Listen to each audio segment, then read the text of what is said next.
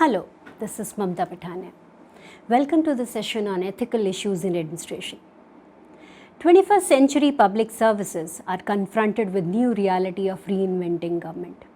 New challenges and constraints are faced due to globalization process. World over, countries have pursued state reforms based on greater emphasis on market competition, non-intervention, which has critical impacts on public accountability. Today, nations are required to adjust their domestic policies to serve the global economic and political scenario. The public management reforms have raised complex questions about values and ethics. The pertinent question here is whether public service ethics and forces of reinvented government are fundamentally at odds, representing a clash of values. In the present result-oriented public management environment, there are an increasing number of grey areas, where there are relatively few guidelines on actions by public servants, and hence there is a need to provide clearer ethical frameworks. To quote Swami Vivekananda, evolution of morality. We know that as knowledge comes, person grows. Morality is evolved. An idea of non-separateness begins. Whether men understand it or not, they are impelled by that power behind to become unselfish. Now that is the foundation of morality. It is the quintessence of all ethics, preached in any language or any religion or by any prophet in the world, unquote. Now talking about ethics, what is ethics? Ethics are moral principles of duties and virtue. It prescribes how we should behave. Talking about ethical choices, what you find is that the tough ethical choices are not between good and evil, but rather between two goods. Now what are these two goods? To give you a few examples. Truth versus loyalty. Individual versus community. Short-term versus long-term. Justice versus mercy.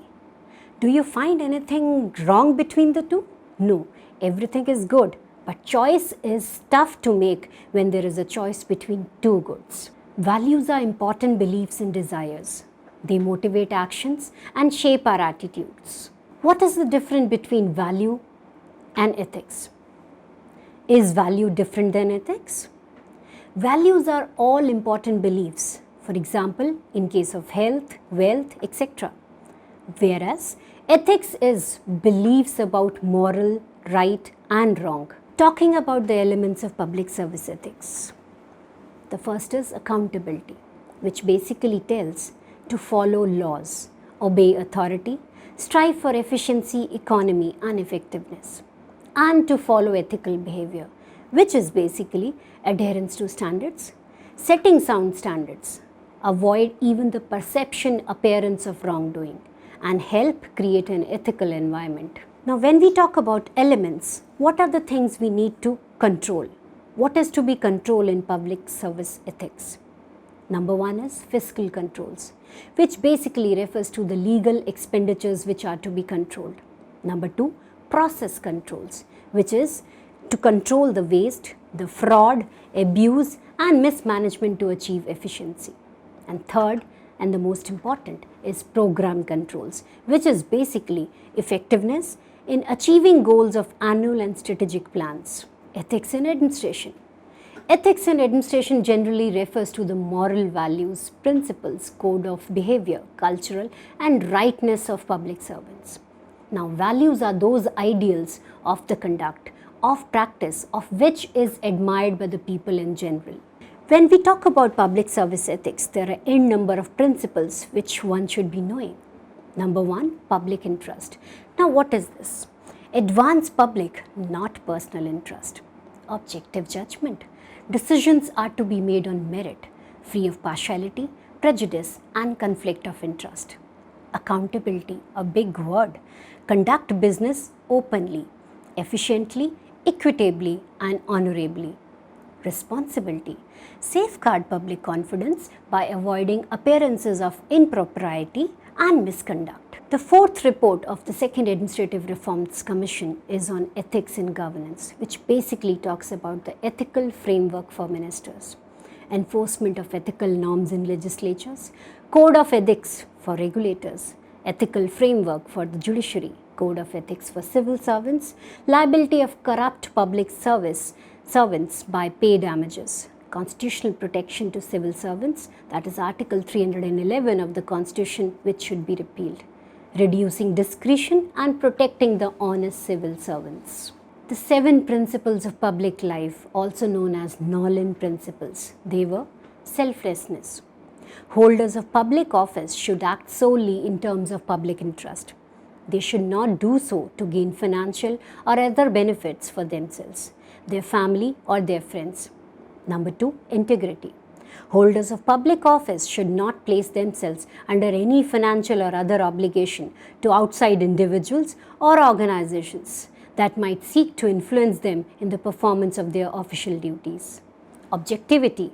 In carrying out public businesses, including making public appointments, awarding contracts, or recommending individuals for rewards and benefits, holders of public office should make choices on merits and facts, not on personal judgments. Accountability.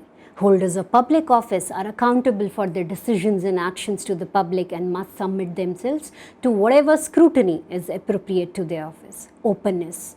Holders of public office should be as open as possible about all the decisions and actions they take. Honesty. Holders of public office have a duty to declare any private interest relating to their public duties and to take steps to resolve any conflicts arising in a way that protects the public interest. Leadership. Holders of public office should promote and support these principles by leadership and example. Now friends, ethics is not about words. It's about actions. It's not about what we say or intend. It's not simply a written code. There is a big difference between what you have a right to do and what is right to do. You have to understand that. Most of the time we know what we should do. The real test of ethics and character is whether we are willing to do the right thing, even when it is likely to cost more than what we want to pay. In this process, one needs to distinguish between the dilemmas. Now, there are 2 important dilemmas which we need to focus upon. The first is moral dilemma, wherein not knowing the right thing to do. And the second is organizational dilemma, wherein we know what is right, but we are still being under the pressure to do the wrong thing. Now, friends, choice is yours to distinguish between the two and make a right choice, whether we have to confront that or whether we have to go by that. When it comes to trust, perception is reality. It is not enough that we do no wrong. We must also try to assure that others believe we have not done a wrong. Public trust is merely a state of mind.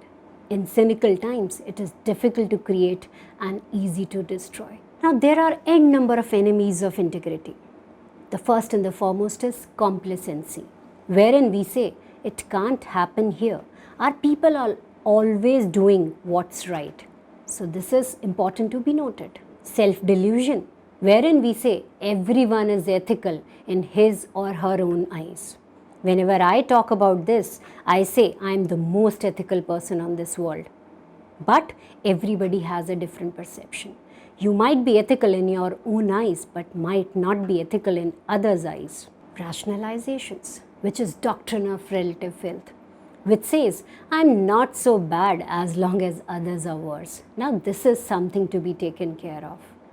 Are we going by this?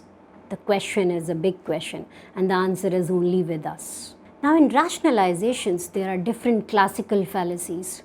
It's not unethical if it's for a good cause. It's not unethical if it's legal. It's not unethical if it's everyone is doing it. It's not unethical if others are a lot more worse. It's not unethical if I don't get caught. So are you also going by that? A question is a big question, but answers lies again with each one of us. If it is not for me, if it's necessary to do it, I'm just following the orders. I'll just be fighting the fire with fire.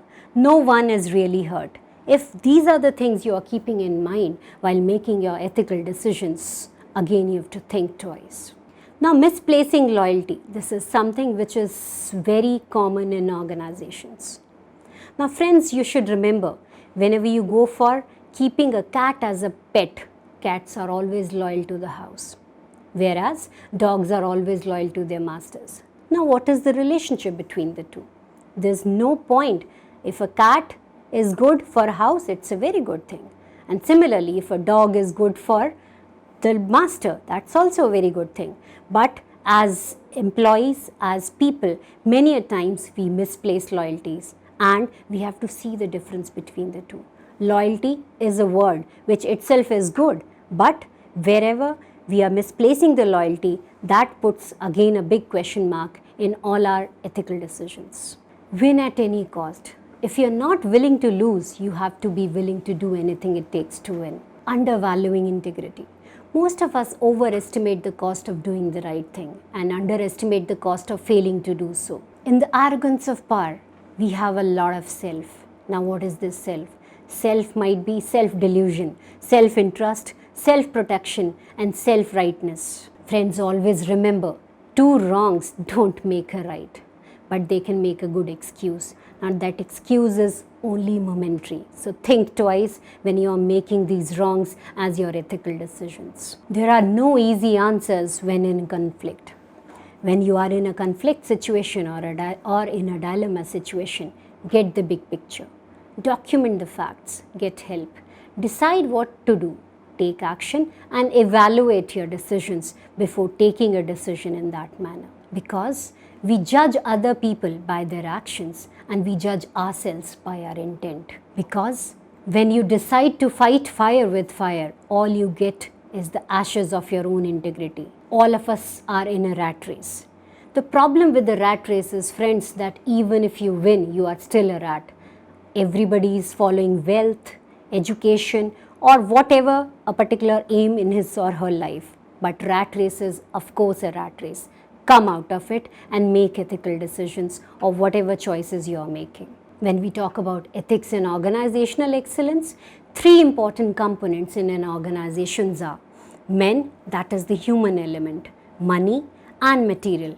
Now, men, which is the human element, more than any other factor, determines the quantity and quality of the performance and output. Human excellence is based on human strength and not weaknesses. Strength is essentially goodness. Human excellence depends upon the willpower of the human beings, which is basic to excellent personality development. Will is the motive power, driving force, and takes human beings to a higher plane and strengthens spirituality and character. Such a mixture will strengthen the basis of legitimacy and effective government, which is found on public trust and confidence. The basic ingredients of human excellence: performance on duty without attachment, dedication and devotion, complete knowledge of work, action-oriented, no temptation, avoiding anger, developing self-esteem, independent thinking, and self-introspection, which is very, very important. So friends, always focus on 3 C's: customer, client, and citizen. Now this has to be both external and internal. Culture, which should be shared values and trust. And third, capacity for continuous improvement of the organizations or at the workplaces where each one of us is working. Always remember, you are the most valuable resource, and together we can support ethical culture and model ethical behavior.